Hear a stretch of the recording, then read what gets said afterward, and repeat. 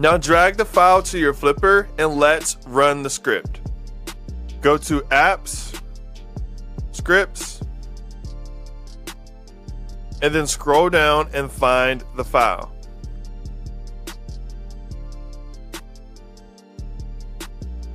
Now click it to run it.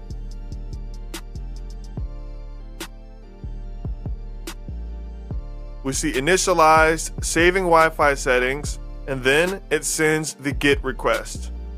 A moment later, we see the raw data from the CAT Facts API on the screen. We've just turned our Flipper Zero into a pocket-sized, internet-powered information terminal.